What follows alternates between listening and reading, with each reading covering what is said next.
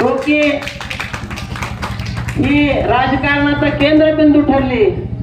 डोकी ज्याच्या पाठीमागे गेली त्याचा कायापालट झाला, तो सत्तेत गेला, परंतु ढोकीला आहे तिथं ठेवलं.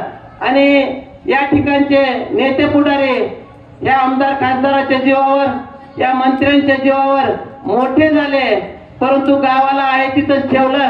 गावाच्या विकासाकडे दुर्लक्ष झालं.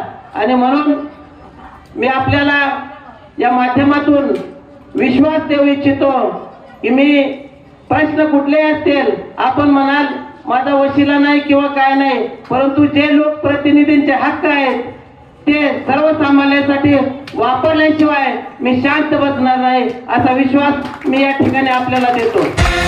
हे आली वंचित वंचित